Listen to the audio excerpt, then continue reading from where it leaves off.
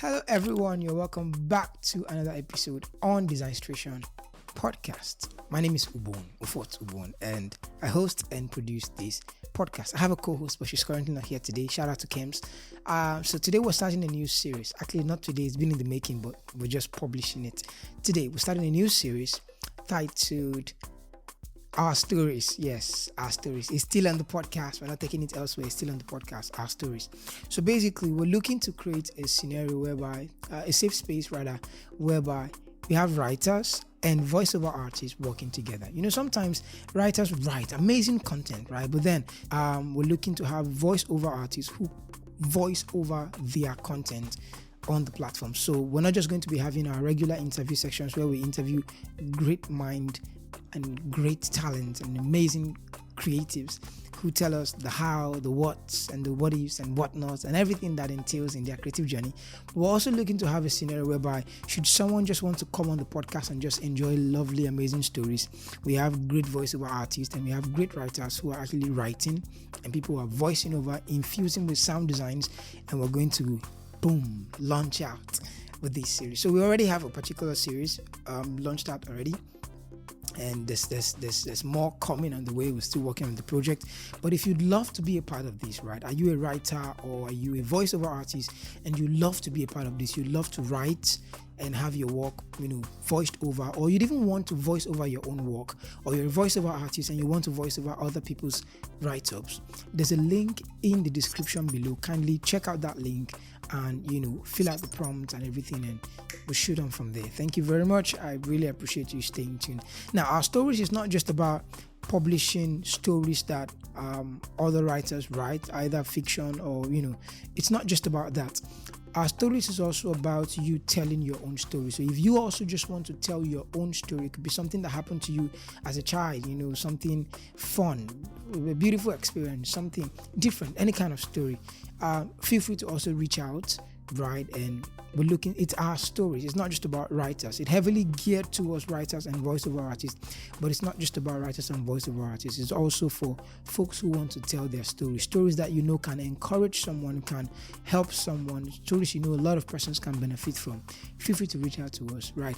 I must also mention that the podcast is rated clean, right? We're looking to reach all age groups, so vulgar language and the likes of that definitely are going to be exempted. This is also me wanting to tell my story. This is one of my childhood memories that I really, really, really love. And it's about me flying kite. So, welcome to Our Stories. Designstration.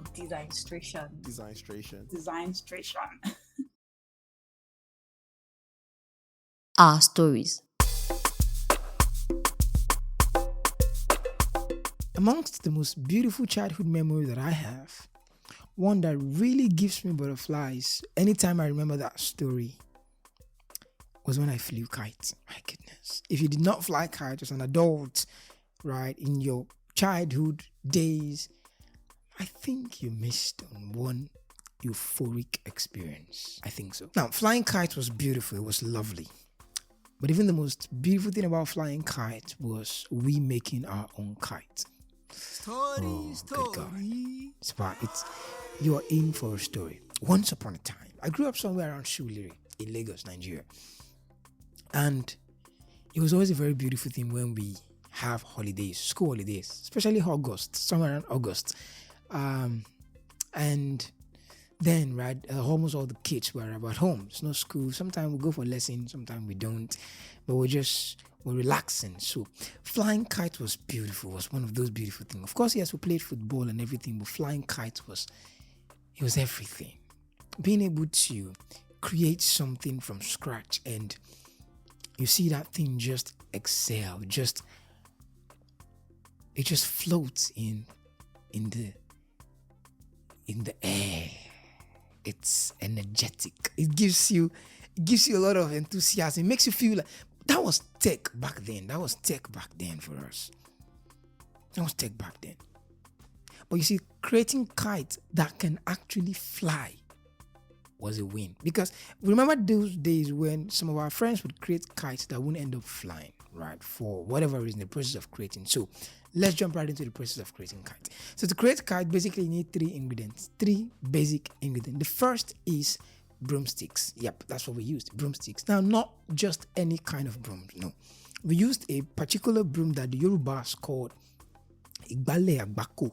I don't know how to explain that, but it's not the normal broom. And when I mean broom, I mean native broom. You know, this day and age now, the brush that has a very long hand is called broom. So broom, native broom. But this one is thicker. This broom is thicker. And I know some of you are body. You understand what I'm saying? So I'm not trying to underestimate you. If you want to talk to me, but broom. broom. Direct. Don't go through the corner. Tell your grandma to show you what a broom looks like, just in case. The reason why we use that broom is because we want the kite to have a strong skeletal system, right? The general broom is okay, but it's not as strong as Igbale Agbako. So that's the first ingredient. We need that particular broom. So we cut off the head parts with blade, and we cut off the tail part also with blade, so it's smooth on both ends. Then the next ingredient you need is nylon. Yes, that's what we use, nylon. Now, the choice of nylon determines if the kite will fly or not. Remember I mentioned earlier that, you know, it's one thing to make a kite, it's another thing to make a kite that actually flies. The choice of nylon determines if the kite will actually fly or not. So you don't want to use a nylon that is too light, neither would you want to use a nylon that's too thick, because you actually want the kite to fly. The nylon that we generally almost always use is the nylon that houses sachet water, what we call pure water in this part of the world, right? If you buy a bag of pure water, that white nylon that houses those sachet water, good, that's what we use. That's the nylon we use. And you know that nylon is rectangular, right? Long rectangular. So it helps us. We cut the shape of the kite. We cut it out for what we want. And then we place our broom, 2 broomsticks, right? Like a cross in between. But you have to do them one after the other. The first ingredient we need is broom. Second ingredient is the nylon. And the third is thread. You need thread.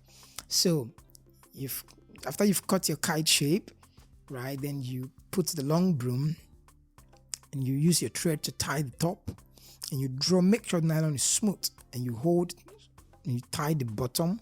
Then you put the other broom. After crossing the T, you use the tip of the broom, the thinnest part of the broom, and you punch hole. Very careful. You don't want to make too big hole, make a very big hole, because you actually want it to fly. And punch those holes in, and we tie our threads in. Now we go to an open field. This is one of the most blissful moments. And we go to an open field, and we always, now you have to know how to navigate the wind. So you always want to run in the opposite direction of the wind. So somewhere around Sule, Lagos, if you know Government College, right? Government College, Eric Moore, State Grammar, those secondary school, they had open field, right? Big field. So we go there and we fly our kites. Now, if the wind is going from this direction to this direction, you want to run with your kite from this direction to this direction. Basically, if the wind is going from left, it's my left.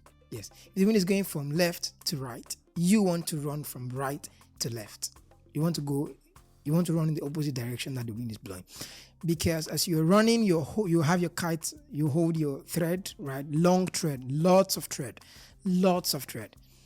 And as you're running in the opposite direction of the wind, you gently release the kite and you allow the wind take the kite. The wind takes the kite. So you give it more thread. Now it has to be a very big open field, because sometimes you have to run for 2-3 minutes before the kite finally takes off.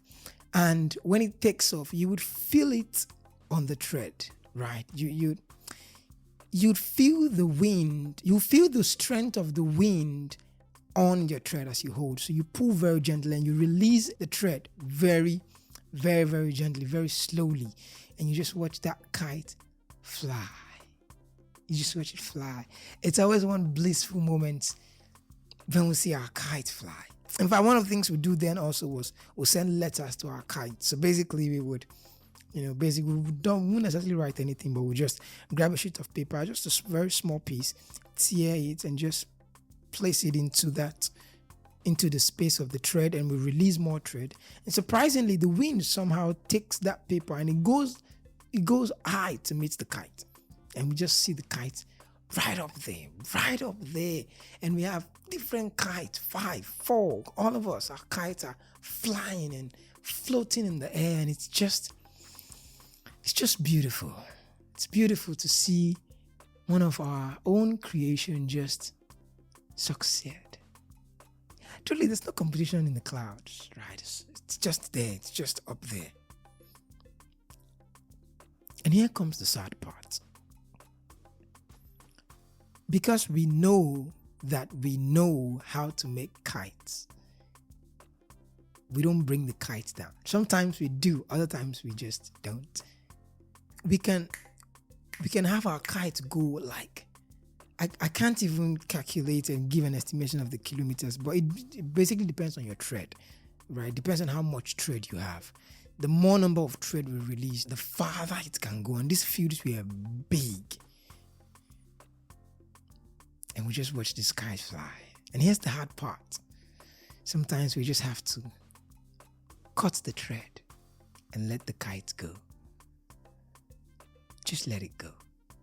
And that was always a very sad thing to do, to be honest, sometimes, because we've put in the energy, we've put in the work, and we've seen our kites fly. But if there's anything I can learn now from what I experienced then, is that a community of friends, of like-minded friends, has the potential to bring about the possibilities of what you never would have even think is possible in the first place. The fact that our friends, we could all come together and create kites and make kites. I know it may not be a big deal for some, but it really was a big deal for us that day, those days rather. A community of friends coming together and saying, we want to do this. And we ended up doing it, and we saw it through. And it got there. Man, that was tech. That was what design is like to us today. Another thing that it taught me is when we cut the thread and just let the kite go. It's not to hold on to things too tight.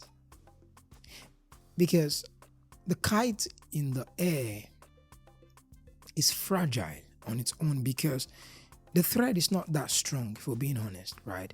And that's one of the reasons as to why we use thread. Not because we know it's light, but because we know the wind can actually, the wind can flow and just carry the thread, if you will. Compared to, let's say, okumola, the rope that the cobblers, shoemakers use in making shoe. We call it okumola then. Those are more hard, so we wouldn't necessarily use that to fly kites. So, but we'd use thread, the same thread you use for sewing. So we buy thread. I think then we'll buy 3 for 20 naira or so. But yeah, it now looking back, it's just one of those things that teaches me not to cling on to things too tight, because you can lose it, right? There were times when the wind was too strong and it cut the thread on its own. The thread just, the wind pulled the kite and it just cut, some of our kites, and that's it. But at least the third thing it taught me is that things are possible. Things are possible. First, the community of friends we've got who put their mind to do things. They can do things that one person may not have even thought would have been possible in the first place. Second is not to hold on to things too tight, because most everything in life is fragile. And the third is that things are actually possible. Some things are feasible. And that's my story, my childhood story. If you want to tell your story again, there's a link in the description below. This is our stories on Designstration Podcast. There's a link in the description below where you can actually tell your story as well. If you're a writer, if you're a voiceover artist, or you just want to tell your own story, reach out to us through that link and I'll talk to you there. Thank you. I'll catch you in the next episode. Bye. Designstration. Designstration. Designstration. Designstration.